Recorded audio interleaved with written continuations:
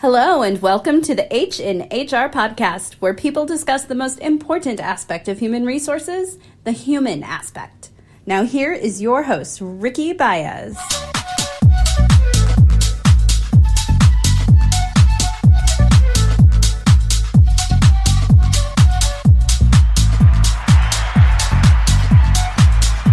Hello, everyone.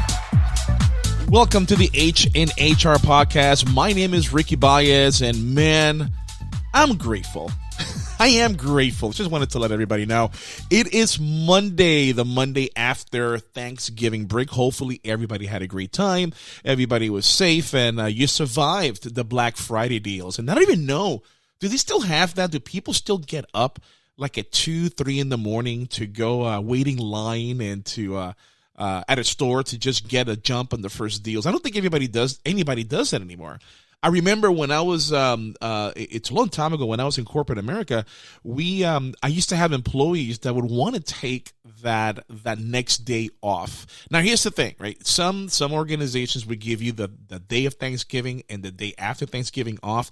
This particular organization did not do that. So people would take PTO for the day after Thanksgiving, and what they would do it for, not to spend with family. That wasn't the deal. The deal was to just take some time off after Thanksgiving and then get up at 2, 3 in the morning to go wait in line at Circuit City. This is how long ago this was. Circuit City. For those of you who don't know, Circuit City used to be, you know what? Circuit City used to be like a Best Buy.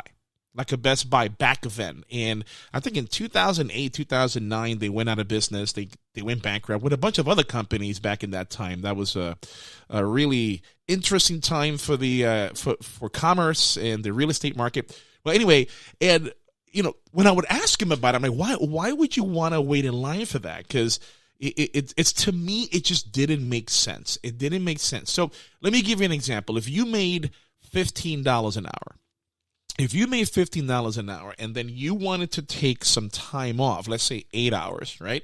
So if you wanted to take 8 hours, so let's do some math here, right? So that's 15 times 8. We're looking at 100 and, is that right? Yeah. We're looking at $120. $120 for the day.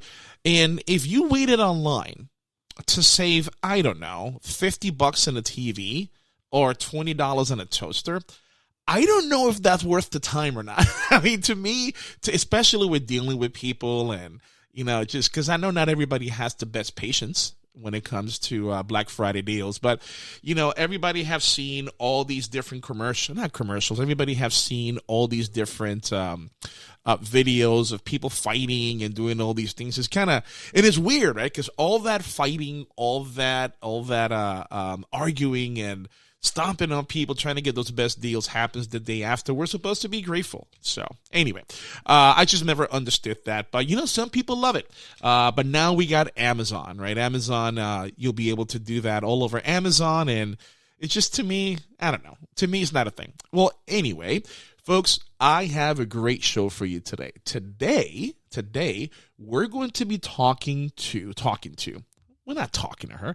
We're going to be having a conversation with Katie Howard. Let's talk about Katie real quick. Now, Katie, she's an HR consultant, and she started I found out through the conversation, she started HR almost in the same way at the same time as I did. Right, we started back in 2002 and started in benefits and worked our way up. So this is a great conversation about starting your career in human resources and then working through all the different aspects of HR, what makes up human resources, what part of it we like, what part of it we don't like. So throughout this whole conversation, I found out that I have a sister. She literally is my sister from another mother. I know that doesn't rhyme. I don't care for it to rhyme. I just want everybody to know that we had a great time in this conversation. So look, without further ado, this is Katie Howard. Check it out. Katie, how in the world are you, my friend? I'm great. How are you? You know I'm what? glad to be here. Me too. Although, I mean, I don't know where here is. You got those beautiful mountains behind you. Where is that? So that is in New Zealand, and I think it's at the base of Taranaki, which is a volcano, even though it's covered with snow. And I was there in 2008. I was like, again, I think I told you earlier, if you could survive 26 hours on a flight, it is definitely to get on your bucket list for sure. 26 hours. And so, I mean, obviously that's not one flight. That's what, 3, 4 flights? It was Jax to Atlanta, Atlanta to LA to Auckland to Wellington. So 4. Oh, 4 flights. Yes. Okay. And So so I'm at sorry. the time, and my ex-husband who went with me at the time was horrified of flying. So I basically had to roofie him all the way to New Zealand. You know this is being recorded, right? I understand. No, he was in the knowledge base that he was being roofied. Like we had to go to a doctor beforehand. He was 6'5". You can't upset that on a plane. Oh, wow. So Yeah. no, wait. So I have to ask, who's the Lord of the Ring fans? Is it you or him? Neither. So I know, I'm killing it here. So my best friend since 3rd grade lives there. She met a guy. They both worked at, in Manhattan. The Jewish families send their children to camps up north in upstate. She was a camp counselor there. They also bring international students, which is where she met her husband, husband. And after they lived in Charleston a couple years, they decided to move back before they had children. And so we went and saw them. Wow. Yeah. You folks, I want to make sure everybody heard that. This is a friend, right? I know friends who would not visit other friends from Florida to Tennessee, but you went on 4 different flights. You had to roofie your ex-husband and almost 30 hours flight. That's kind of a positive part. Wow, that is the definition of a true friend. I got to tell you, Katie. Yeah, I'm loyal to a fault. I'll do the thing. I commit. So. Well, you know what? Let's talk about that. Speaking about being loyal to a fault, you are a fellow HR practitioner, and I met you at Disrupt HR Jacksonville, right? Correct. So, how did you how did you come across Disrupt HR Jacksonville? So actually, Natasha, who is the president of SHRM Jax, I've done quite a few things with her, and we passed each other in the hallway at HR Florida, and she's like, "Oh, you perfect," and I was like, "Oh, that's scary." And she goes, "What are you doing Wednesday?" I think it was like the 14th, and I said, "Well, the next day I'm going to Asheville, so nothing."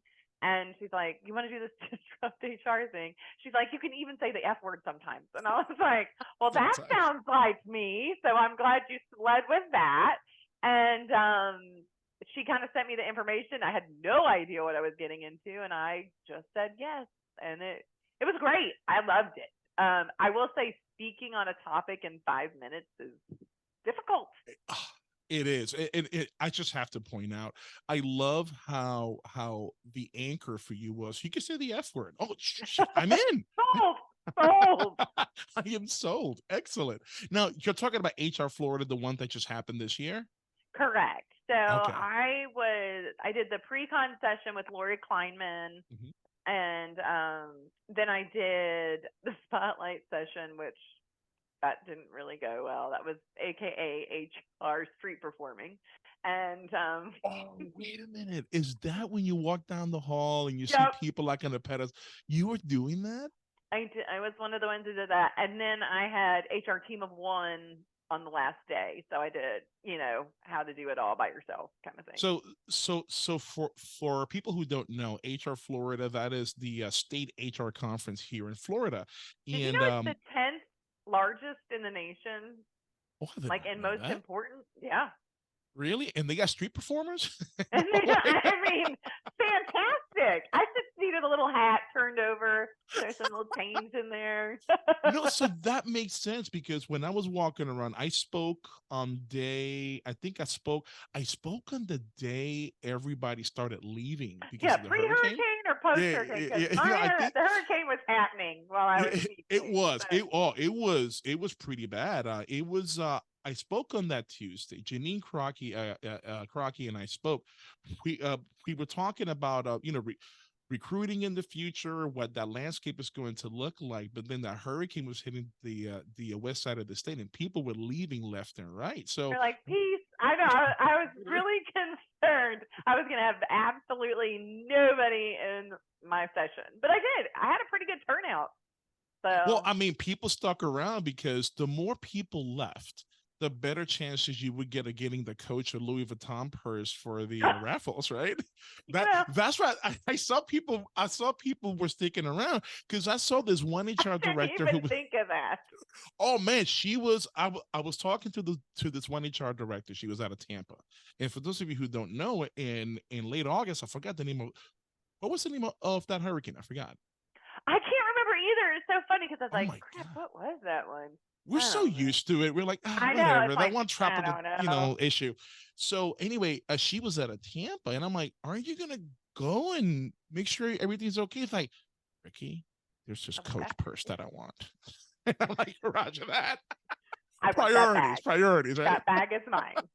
Oh, I don't know if she won it or not. I would love to know. That's hysterical. I ain't gonna find out. I'm not gonna call her out, but I'm gonna call her after this to see if anything happened because of it.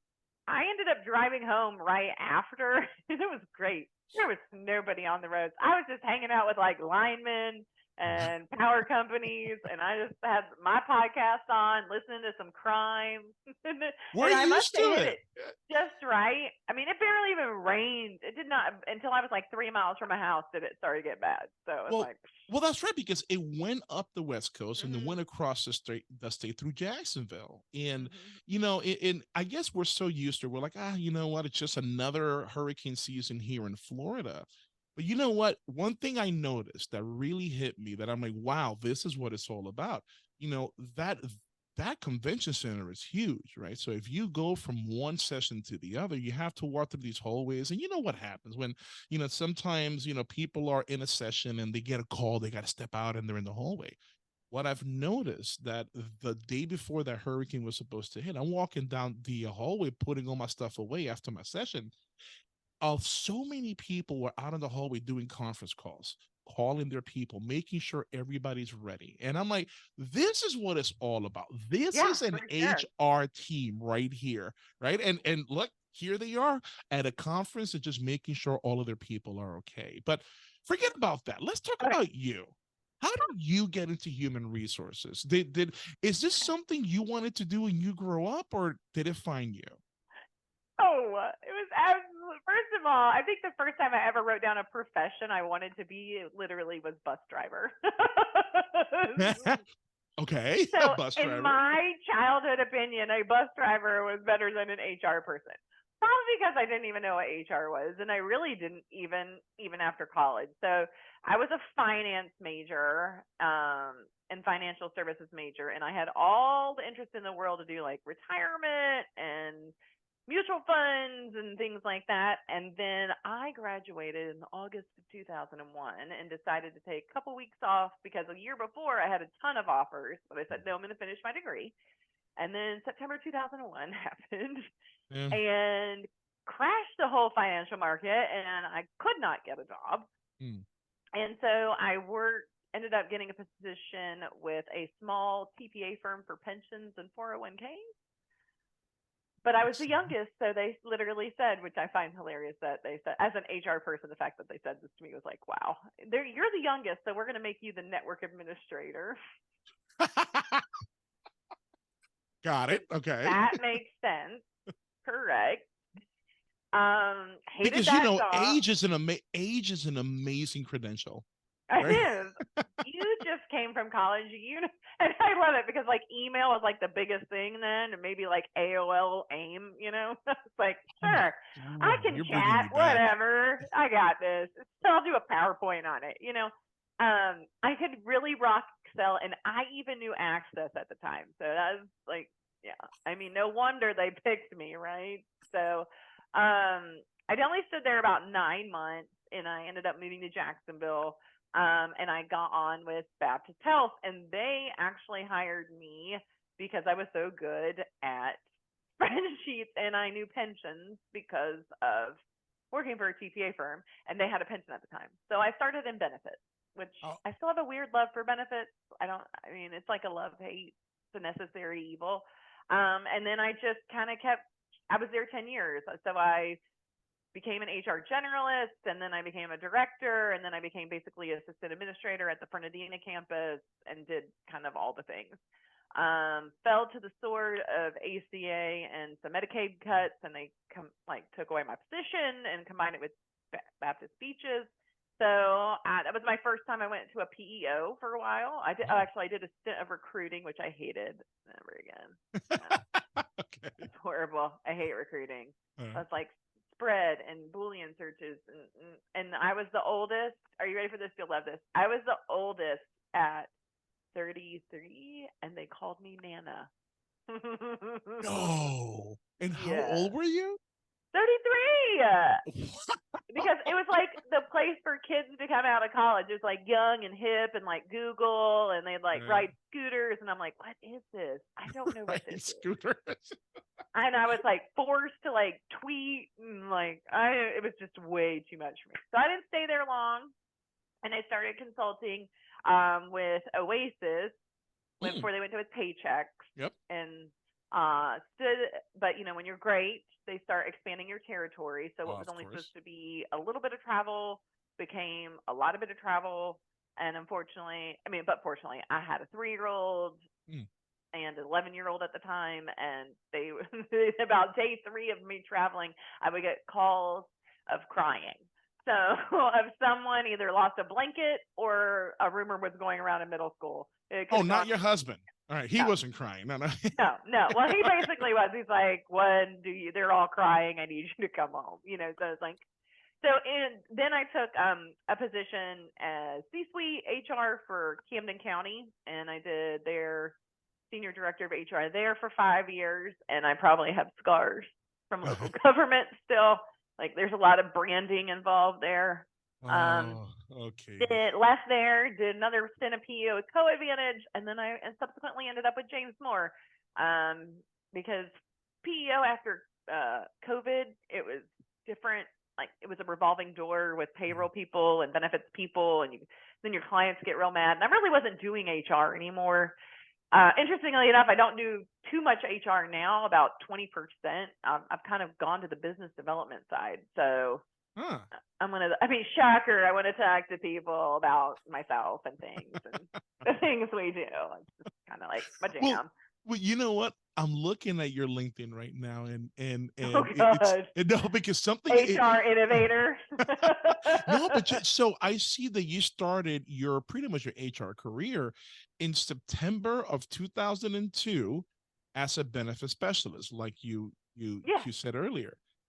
That is the exact month and date that I started HR in benefits. Okay.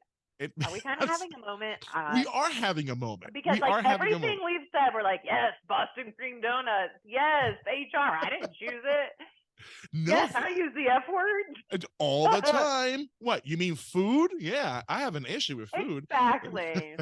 No, so I started at Hewitt Associates back in 2002, and this was way back when Hewitt, back then, they were the world's largest HR outsourcing firm. Now, I got that job by mistake, and it's I've mentioned this story before at the old podcast, the HR Talk podcast, when JC interviewed me. But I mentioned that when I first got out of the military, I started working for this company called Telab Operations, and with them I was doing telecom engineering. To this day, I don't know what I was doing. Right? That was back in 1999, 2000. Right? So anyway, I was traveling all over. 9/11 hit. And so again, I lost my job. So I wanted to stay in the telecom industry. So I started applying to all these different places. I was applying at Hewlett Packard. I was applying back then, Circuit City, when they were for all you kids. Circuit City is the old Best Buy. Correct. Right? Old Best Buy went out of business about 12, 13 years ago. So anyway, I'm applying to all these places. And I remember before I got out of the military, I had a platoon sergeant tell me, Sergeant Harding, I remember him. He's like, Baez, when you go out interviewing, I don't care if you know your stuff or not. You act like you do. You be confident. Fake it till you make it. Yeah, exactly. And that's exactly what I did. So I'm applying to all these different places, Katie. I'm getting calls back. I finally got a call back from Hewlett Packard. And I'm thinking, all right, I'm going to work for a computer company. And lo and behold, I'm looking and I'm like, that's not Hewlett Packard. That's Hewitt Associates. right? And so I applied to the wrong company, Oh my God, thinking, I love it so much. right? So then I was like, okay, well, you know what? I need a job. Again, this was Yeah. All right. September. Yeah. So no, 100%. this was the end. This was towards no, the beginning of 2002, Yeah. right? 9/11 hasn't hit their 1 year anniversary yet, but obviously we're still feeling those effects, right? So anyway, so I'm like, I need a job. So I go in there and lucky me, I have this one recruiting manager who was brand new, Okay. and I had a recruiter who was brand new. They were more terrified of that interview than I was.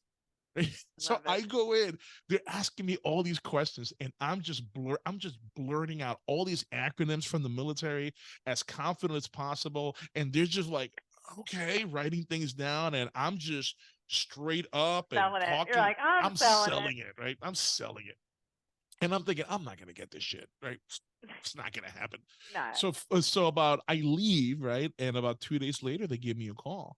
And they're like, hey, we want to hire you for our benefits position that we have for one of our clients. And I'm like, hey, I gotta be honest with you. I don't know the first thing about benefits. I'm like, oh no, don't worry about it. We'll train you. Yeah. The Which is rest a is smart history. decision on their Yeah. part. Oh, the rest is history. That Well, was in 2002. it's like when my aunt actually got, it's all about who you know. She was big in the Yeah. nursing and the hospital world, and she's like, oh, my friend's friend is the CNO at Baptist. We could probably get you over there. And I was like, I'm not a nurse. And she's like, they have a business side. And I was like it didn't even, I was so young, my brain couldn't even fathom the fact that, oh my God, it's a business. That was, yeah, it was all You I want to needed. know you want to know how disconnected I was at the beginning of my career. For the first year, I couldn't tell people what I did because I didn't know. Like, what do you do with benefits? Oh, I talk to people about it. Like, what about it? I'm like, I don't know, HMOs, PPOs, all those acronyms. I just deal with it. Yeah, And I I was just like started to the window girl. So where everybody's mad, nobody comes to benefits and saying, "I'm super excited about my benefits." They're like they've got a claim that's come back or they're missing a PTO accrual. They're like just pissed every time. And I was like, "I'm the window girl. I'm the buffer zone." love it. Well, and then it's so you started with benefits and then you went to be a recruiter. You hated recruiting, right? I get it. The And then worst. well, what's wrong? Well, you know what? I'll tell you this. I like recruiting. You know what? I'm not gonna lie. I loved it at first. Now, do I like it? Yes, I do, but it requires a lot more energy that I was easily able to have back then that it's hard for me to get now. Yeah, Right? I just no. Yeah, I I mean, just just go couldn't. because look, if you go to a job fair right now, because job fairs right now are ridiculous, are they not? Uh, If you go to a job fair, no interviews happen. All no, you do is hand a hand out resume. swag. Yeah, it's just oh yeah. So that's right. I know people who go there just to go get swag, right? They got all these swag, all these things. But to me, job fairs today don't do the job that it did 20 years ago. But it's just to me, it's just a lot of energy. So do I like it? Yeah. Do I like it as much as 20 years ago? Not really. Not Yeah, I really. would have to say like of my least favorite HRE thing, number one, FMLA. That's like the worst. Got I it. mean, I would managing FMLA is just like, I just can't. And but I'll do it. Yeah. ACA is also up there. No, Oh, which are man. both two benefits things. Which again, I love benefits. And then recruiting. Nope. If I could just clip out those things, I'd be thrilled. So okay, But so what is your favorite part of HR? oh, Wait, so what is it about HR that gets you up in the morning and say, yes, I love what I get to do every day? well, because it's different every day. 110%.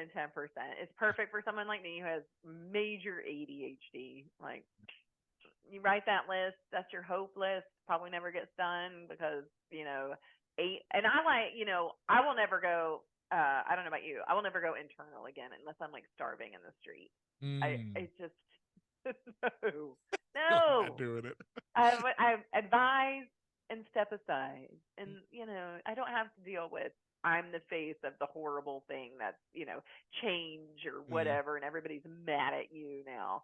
No, I don't have to do that anymore. And I love that. I don't have to do that anymore. I love helping my clients deal with that. I mean, I love the fact that things that I'm impacting somebody else and then they're being successful as a result. That's the best thing. But I mean, from an HR perspective, I love investigations and employee relations. Now we're talking. Now we're talking. My jam all day long. Let me pop the popcorn and watch this rabbit hole and all the things that come with it. Because I think I have a sick way of thinking like the worst of what somebody may do, and that way I can circumvent it for like a client. Like, you haven't thought that people could do this, but people will absolutely do this. I know it sounds twisted. However, and I never say I've seen it all at a job. There's no way. No. Especially in HR, there is absolutely no way. And it's I tell students all the time, I'm like, look, in human resources, the one thing you should not do is make a to-do list, because as soon as you make a to-do list and you go to work, it goes out the window. Why? 100%. Because whatever you didn't plan for is happening, and now that's taking over your time for that day. And let me tell you, because you and I are, it sounds like we're cut from the same cloth, because the one thing that I really enjoy about what I get to do is getting to the bottom of issues. Right? Getting to the bottom, connecting with a client, right? Figuring out, okay, who is having an issue with who? Let's figure out what the issue is. I'm not trying to find out who's at fault. I'm trying to get to the bottom of it too. Right. Let's all work together. We spent at least 1/3 of our day with our coworkers, and the other 2/3 gets affected on how we spend our time at work. So why not create a great information? Well, right. I mean, it's at least 8 hours, at least. For sure. And then then sometimes 10, and then what suffers is your time with family, and then your time at home. 100%. But I that's the part that I love. I also love FMLA. I know you said you hated it. Oh my God. Really? Yeah, when I was working at Hewitt Associates, I started my career there in benefits. I did that for 2 years. And then after 2 years, I got promoted to the leave management team. So I was working on leave management. All I was doing is working on FMLA cases, short-term disability cases, and any other leave policies for our clients. And back then it was UPS, it was Nextel. Do you remember Nextel? Right? Yeah, yes. Nextel Communications back then. It was Universal Music Group. And that is when I learned, as an HR professional, I do not want to live in California. Oh my God, that's where we go to die. Oh, I know. That's what I'm going to name. That's what I'm going to name this podcast. California, where HR professionals go to die. That is my personal hell.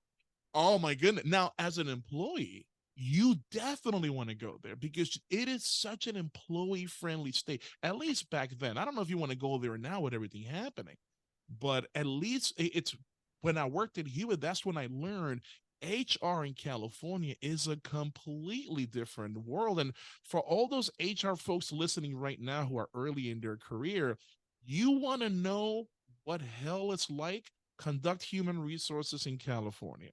Oh, like in a San Francisco city or county, because it's even more drilled down to the zip code. It's like, what in the actual hell? It's just like, but I mean, if from an employee standpoint, you're exactly right. They side in favor of I don't know how they get employers to be there. So okay. So thank you for bringing that up, because I was having a conversation about that with a client, because a client that I have right now recently learned that HR in California is crazy, because he was looking to expand his company from Florida to Tennessee, more in Texas, and then in California. And then he quickly learned absolutely. And he's like, Ricky, how do people survive there? I'm like, that's the $1 million question, brother. I have no idea how people survive over in California. Like, I don't know what the motivation from, again, the employer side to being there is, because it's not affordability. It's not, I mean, I don't know. I mean, it's just, really, really loyal California people is all I can think of. I guess so. And then I don't know if you heard. I mean, ever since the pandemic, a lot of high value, I don't want to say high value, but a lot of rich celebrities are leaving the state. They're Yeah. leaving the state in groves. Like I know Joe Rogan left. I know Elon left. Larry Ellison left. The guy who oversees Oracle and PeopleSoft. So there's a lot of people with the means to leave Yeah. who are They're able to coming to leave, Texas and Florida right? and now, Tennessee and now, North Carolina. That's where they're all going. Now Florida, it's the exact opposite because anything goes here. I And now mean, I it is love like, it. we don't care. Make us money. You want to just fire people? Sure. Who cares, right? No. We'll figure out something that makes it okay for. Now, obviously, we're joking, but you're not wrong. You're not I wrong. mean, in a sense, I talk about when I'm talking to my clients, and they come like, I'm done, I want to fire, and I'm like, well, okay, let's talk about this and all the pieces. And then I always talk about my pie. I'm like, how much risk is the chunk of pie? If it's a big chunk of pie, we got a big risk. If it's just a little sliver, we just got a little sliver. So it's just how much pie do you want to eat when you decide what you want to do? Katie, it is unbelievable how much alike we are. So you also use food Of course. I mean, because to everybody. describe work. Hello. It's my love language. Oh, I don't dude. work out because I like to. I work out. Trust me. I like to eat, drink. That's why. I work out to go to Publix and get me that Publix chicken and the Publix subs. And for those of you listening who are not from the South, Publix supermarket has one of the best subs out Pub there. sub all day long. Oh, There's my like goodness. TikToks about it. Yes. I tell you, that chick. As soon as you and I are done here, I'm gonna go to Publix. It's right down the street from my house. I'm gonna go grab me a chicken tender sub with the word Buffalo sauce or no buffalo sauce? Oh God. Okay, wait a minute. Let's talk about this. See, now you got me passionate, right? Because you're talking about buffalo sauce. Because I love all things chicken wings. Like I love buffalo sauce, but I had an employee back when I was working in corporate America. Her name is Kayla. And Kayla, if you're listening, this is for you. Kayla taught me something different. Now, she was a recruiting manager for me, and there was a Publix right down the street, and she knew that I love the chicken tender sauce. She's like, Ricky, you got to try this. Have them cut up the chicken, put it in a Ziploc bag, and put a little bit of buffalo sauce, a little bit of ranch, and a little bit of balsamic vinegar. Oh. And I'm like, I got like sidelined with the third. Oh, at first I'm like, that is disgusting. And she's like, just try it. I tried it. It is life-changing, Katie. You have to try that. You have to try it. I love all things again. It was so good. And ever since then, it's I call it the Kayla sub because every time we went, let's get the Kayla sub. You see, that's HR for you. How awesome to have a pub sub named after you and like by somebody. I love that. Well, I mean, that's what I call it. I don't know if I know, but that's like an honorary thing. Like I don't care if everybody else called it. If one person was like, "That's a Katie sub," I'd be like, and that's it, right? So let me ask you this, Katie, because it's you and I. It seems like we grew up in our career the same way. So, do you think HR has made you more or less cynical? That's a loaded question. Yeah. It's not necessarily that I'm cynical. It's just like it's not that I question humanity, but it's like, wow, really, people do that at their job. And so when I have clients, and you deal with this too, Ricky, and they have the person who gets the HR hat. Oh, she's got a great personality and the people just love her. Well, that is the wrong person to give that job because she's going to cry in the corner a lot because she is just going to get stuck with scenarios and conflict that she never wants to deal with because she was a happy, approachable, nice person. And now she's like, I don't like this, and that's what happens so often. It's like, she's got a great personality or, that's not the person to play. Not that I'm like some harsh, not lovable. Too late. Too late. But I You do throw have it a out thick there. skin, and which has probably gotten way thicker. We'll say my skin has gotten thicker as I've progressed through my profession. Correct. That's true. It's because to me, it has made me so cynical about humanity. Now, Yeah. it made me that way. I don't act on it, right? Because it's especially with what you and I like to do, we like the employee relations side of the house. And whenever I conduct an investigation, obviously there's what person A did, what person B did, and what actually happened, right? There's always three sides to the story. And every employee is going to give you the picture that paints them in the positive light. Of course. Right. So you got to filter through that. But I have been involved in so many investigations that I'm like, I need to work hard on not losing my faith in humanity. 100%. Katie, I have done investigations, and I kid you not, this is when I worked at Sears Home Improvement back in 2014. I think it was my second week there. Somebody came into my office. Like, you would have thought, the way she was crying and she was upset, you would have thought that somebody killed her puppy. Right? That is how upset she was, right? But when I finally was able to calm her down and figure out exactly what's going on, someone stole her lunch from the fridge. And are you ready for this? One of my first, she stole lunch. Oh my God. I wonder if it's the same person. So wait a minute. I caught her on tape, and I said, I'm sorry, you stole. I have it on tape. And then to bawl and hysterically and cry and say, isn't there anything you can do? No. Let me tell you about public subs. I'm like, and the funny thing is that she had already left the work site to go to Taco Bell. Clearly, it wasn't enough. It wasn't enough, apparently. It must have been crappy food. A sandwich food. chased her from the cafeteria. But I get it. And it's like, wait, what? And now you're going to put the responsibility on me that I need to fix it? Right? And I'm like, it wasn't my fault that you... see my eye twitching? My lazy eye came out. It will. That's a problem. See, I don't have a poker face, Ricky. And I had to work on it. I really had to do. work on it. Yeah. I had to work on it. So, like, the lazy eye will tell some truth, and she'll start like, what? And my eyebrows. Can't control the eyebrows, and I can't control the lazy eye. You know what helped me a lot?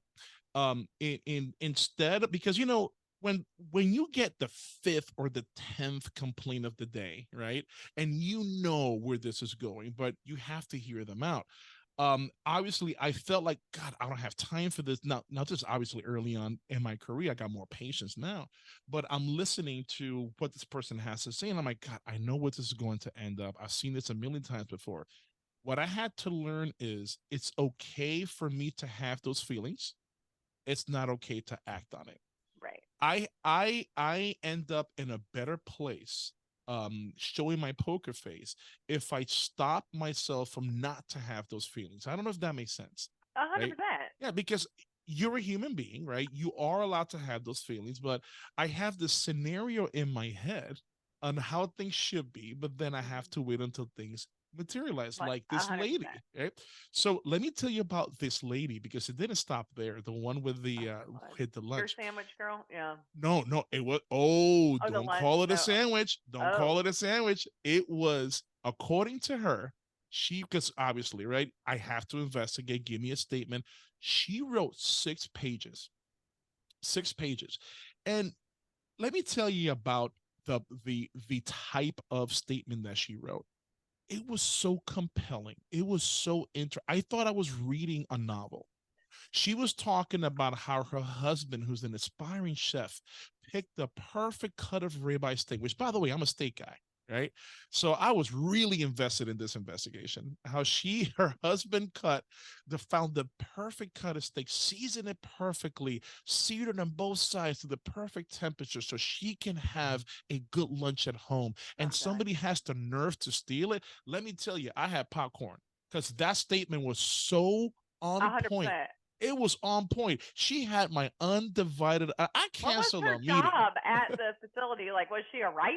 I mean, no, customer service rep. She was a customer service rep. But man, let me tell you, now I teach for the Masters of HR program here at Rollins College, and I graded that paper. It was 100%. It was compelling. It had no grammatical errors. And I'm like, so when I met with her, and I'm like, hey, I'm just going to start off by saying, this is an amazing statement. Oh, man. So you found it? No, I just want to let you know this was awesome. Like, your quality's great. The quality was great. But she was so upset. I could not bring myself to fully understand how can somebody could be so upset about their lunch being taken until I read how compelling the story was, and I was on her side. Like, yeah, I kind of get it, right? I get it, yeah, but it's in the more situations you get that way, the more you think, God, is this where humanity is? Is this what we're worried about? She wanted to get somebody arrested. She wanted my whole department to be shut down so we can investigate this caper. You know what she asked me? She's like, did you look in the trash can? I'm like, did you? Why am I supposed to look in that? Right? I'm sorry, is that on my badge?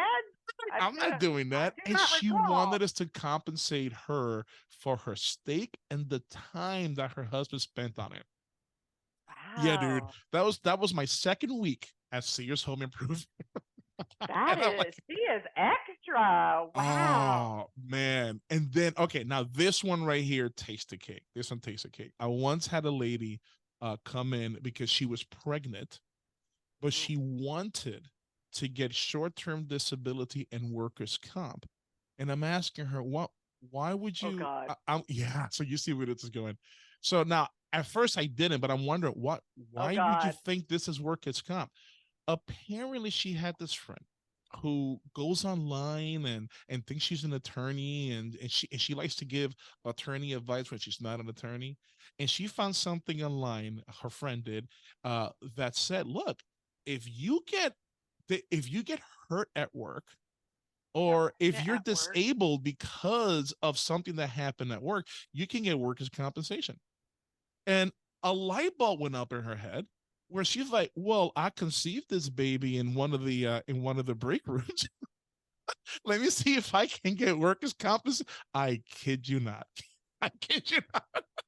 So she's telling me. That's kind of one of the better ones I've heard. Dude, I'm looking at her, and this is at a time where I haven't perfected. This was back in 2004, 2006. I forgot. I haven't really perfected my poker face yet. And I'm just looking at her like. I don't know if anyone could, because I'm like, you do realize having sex on property during working hours. She had an excuse for that. She had an excuse for that. She's like, we were both off the clock, Mr. Ricky. I'm like, it doesn't matter. It doesn't matter. And now, like, and please tell me what table this occurred on, because I don't ever. I'm gonna go burn that in the back of the freaking. I know you got stories for days. I got stories. Well, yeah, because I was at a hospital for 10 years, and that's just sex, drugs, and rock and roll. I mean, 100%. Really? At a hospital, huh? Oh, yeah, because people are diverting drugs, and doctors are hooking up with nurses, and then their office managers who they've had an affair with the whole time are pissed off that they went on with the nurse, so they call the wife. I mean, I can't make that up. Like, isn't that...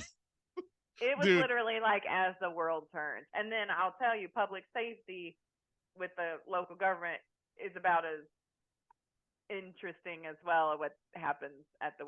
I used to work for local government. Key party, And I was like, oh my God, it's crazy. Well, I used to work at a Orange County government here in Central Florida. Look, here's why I left that place. Right. I left that place because I could have easily put my feet up for 30 years, read the newspaper, not be held accountable, and still get a retirement and perform. And that's not what I wanted to do with my career. Right. 100%. I mean, people do that, but that just wasn't me. So I decided to leave. It got so boring towards the end that because I was a training and employee relations analyst. So I did training and I did employee relations and I dealt with the unions. I got so bored with it that I started saying, all right, we're going to do sexual harassment training on Tuesday, right? People show up, surprise, it's diversity. I change it up last minute and we'll still have a blast. Nobody cared. No. Nobody really cared. And I'm like, I can't do that here. So I decided to leave and go somewhere else where I could make an impact. So that was a turning point in my Impact was a career. big reason I left. It was like, I don't know. It was honestly, it was just getting very I mean, it was the most political position I had without being an elected official.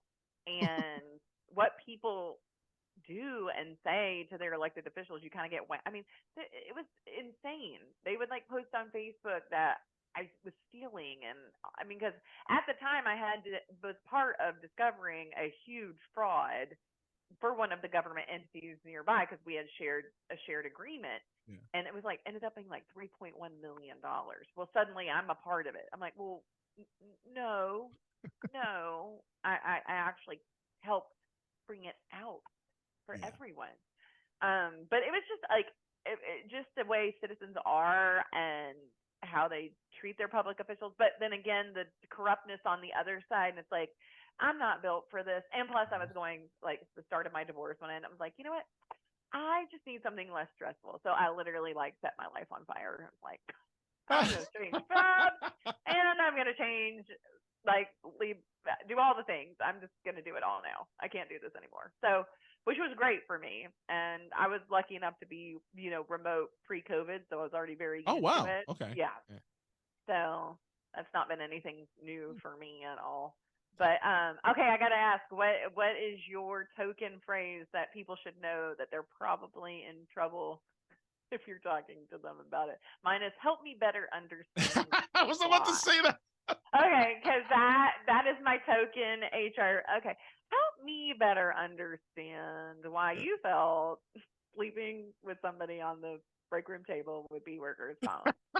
My team knows it's my team always knew as soon as I said, you know what, help me better understand how you got to A, B, and C, right? Right. Because they're like, he's not getting it, and he's biting He's down. He's biting down. An investigation is about, because that is the exact one, right? 100%. I quickly learned that in order for you to get to the bottom of things, you don't accuse people. You ask more questions. 100%. You ask more and more. The more inquisitive you are in a process, the closer you get to the truth. Right? 100%. And it's like interviews or anything else. People will give you more than you ever wanted anyway. You just have to ask the right questions. Like, well, that was good. That's how I train leaders, right? When I train leaders to do HR investigations, I tell them the only thing you have to remember is if you bring either the accused or a witness in, you want to ask questions that does not give them any more information than what they walked in with. Right. So what does that mean? That means that if Susan complained that Bob is touching her inappropriately, if you bring Bob in to talk to him, you don't say, hey, Bob, did you touch Susan? You say, hey, Bob, do you know why you're here? Right? They're like, no, I don't. Do you remember touching anybody inappropriately? Right? And then if he says, oh my God, Margaret, now you got to investigate Margaret, right? Now you got to talk to Margaret and get a statement from her, right? So you're like, no, but now I will be adding Margaret on. You smell that popcorn? That's right. It's more popcorn coming. So yeah, it's better. You need to have that investigative skill set to really get to the bottom of things. And I know what I just said is it's not groundbreaking, but you really have to love what you do, because I do know some people in HR who absolutely hate employee relations. They hate investigations. Well, 100%. I understand why. Like, again, it breaks their soul every time they have to do it again. And I get it, like 100%. But a lot of times, I know people who are in HR and hate HR and have no business in being in HR. And they give self-deprecation of our field or industry goes a long way. I mean, there are so many of us that should not be us. And you're going, please stop labeling yourself as that. You know why, right? You know why? Here's why. Because people get to a point in their career, and this is what I've learned, right? If somebody who's been in HR for 30 years and they just hate it, they hate the world, they hate people, you question why they're in the position they're in. It's because somewhere along the lines in their career, they fell out of love with it. And when you fell out of love with it, it's easier to maintain the status quo and get to retirement than starting over again. true. right? Which I get That's that, but sad. I mean, it I'm is sorry. so sad. It really I is. can't. There's just no way I could. I would embrace my inner Gen Z and find a new gig. I don't know. Well, Gen Z's. So I'm a Gen Xer, right? So Me Gen too. Xers. Oh, so look at that. So again, we're cut from the same cloth. Love And email. Email me all day long. Just, yes. So we're in the middle, right? Because right. we love email. We like to talk to people, but we also text as well. So we're like in Yeah. that in between phase. But it's harder for us to kind of stop and start over. Like right now, I'm planning on retiring in 10 years. As soon as my son is out of high school, I'm planning on being done. Right. Good. And to think about me hating what I do to the point that now I have to start over again, it's got to be something really bad for me to do that. Yeah. So yeah, so I mean, so I don't know. I mean, but it was like, you hear us, we are in the like, yeah, no workforce. And they're like, yeah, no, I don't, Yeah, not gonna happen. I'm not going to come to that meeting, or I don't like that portion of my job, so I'm just not going to do it, or I'm just not going to show up. That gives me like armpit stress sweating. I'm like, what do you mean you don't have a plan and you're not going to show up? Hold on. What are you going to do? I don't know. I'll figure it out. Time out. Okay. Did you just say armpit stress sweating? Is that what you said? 100%. Yeah. What did that? I own my own bodily function. I know where it goes. Like, I'll start I've standing. never heard that before. Not quite as eloquently put. It's not eloquent at all. I'm gonna use that from now on. You know what you're doing to me right now? You're giving me armpit. I keep saying pet. Armpit sweat stress right now. Yeah. Let me just sit here and fan because I can't. Oh, No, Katie. no plan. Are you out of your mind? Dude, I can be here and talk to you about this all day. We've been on here for just about 45 minutes. So look, let's do this because I could be on here forever talking to you because you are a delight. You're a delight. Aww. So let me ask you this. I mean, what is the one advice you would give that new bright-eyed, bushy-tailed college student who's thinking about going into HR? What is the one thing you wish somebody told you at that age about this profession? I think number one, don't say, when you're coming into the field, don't say no. Like, if you have the capacity or the time to take on a new project or align yourself with another department relatively near your field, learn it all. Like, just be a sponge and take it in, and align yourself with leaders that you kind of want to emulate their styles. I was very lucky in the fact that I had people in front of me that they were very, very smart, and when it came to HR and being humans, because I learned very quickly what were good and what were not so great, and I think that was so important in how I align myself with people. And then, like, take random opportunities. If you have the capacity and they say, hey, we're going to send you to London because we want you to have some international, yes, I will go to London. Yes, absolutely. I will do that. Because when you're never going to get those young years back. But also be prepared that, number one, if you're told to clean a toilet, clean a freaking toilet. Thank you. Oh my God. I worked for a small hospital. I mean, I was working for Baptist Health, but my location was a 44-bed or 54-bed hospital. So when you had to shut down for a hurricane, well, guess who's the priority? It's a freaking patient, and they need a stupid toilet to go into. So if I'm told, hey, Katie, all hands on deck, it's like the all hands on deck mentality has lost.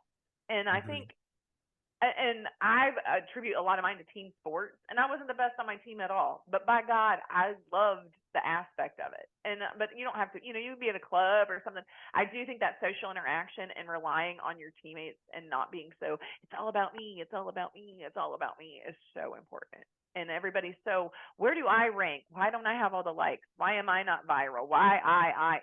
Shut up with the I. Jesus God. I am over it. So sorry. I went down a weird rabbit hole. No, Kate, that, you know what? I really, really appreciate that because, you know, it's, I know some people are cringing right now saying, I'm not going to clean any toilet, but it's not about cleaning the toilet for the sake of cleaning the toilet. It's for you to be a team player. Yeah. It's for you to be a team player and to jump into any position with the assumption that anything is below you. Anything is beneath you. Right? You're right. All hands on deck, right? I would never why ask... I didn't care about cleaning the toilet? I knew the why. Now, if you have a jerk manager that's saying, just proving a point like you will clean the toilet, I wouldn't want to do that. But I knew the why, and I knew we had patients that we needed to get in, and I bought in. Heck yeah, I will clean a freaking toilet. I want us to be the best at what we do, and if it requires me to do that, by God, I'm going to do it. If I need to scoop out some mashed potatoes, I'm going to do it. And I'm not saying I'm amazing. I mean, I am. But I was not, no joke, I was over security at that hospital as part of my assistant administrator duties. I was 9 months pregnant, like any due date, and I had a huge, massive baby. She was almost 9 pounds when she was born, 2 weeks early. And every one of my security officers called off at the 3 to 11 a.m. shift. And so I had to go in at 3 a.m. and unlock doors and waddle my butt up and down hallways. Do you think I wanted to do it? Do you think my ex-husband was livid that I did do it? 100%. But it had to be done. Yep. That's right. And there's so many people that be like, no, I'm not. And it's all about your willingness to do what needs to be done. And you know what? I think we should just stop it right there because that is the best way to cap off this. You know what? I want to thank you. This has been a delightful conversation. I really appreciate it. I love your energy. And look, I'm going to talk to your team because to the Disrupt HR Jacksonville team, because I think it's if it's up to me, you are more than welcome back. But that's up to that team, and we got Orlando coming up. So the next one we have in Orlando, I'm going to let you know because people need to hear your message. I like it. Yeah, that's awesome. Clean the toilet. Your message should be called "Clean that toilet." Clean that toilet. Clean your stinking toilet. That's awesome. Well, Katie, thank you very much for your time. If people wanted to get a hold of you, how can they connect with you? So I'm on LinkedIn, obviously, at Katie Howard PHR. You should find me there. And then I am also obviously with James Moore, and you can go to our website, which is jmco.com, and find me, or my email is very easy and very basic with katie.howard@jmco.com. Can't go wrong with that. Yep. Well, Katie, thank you very much.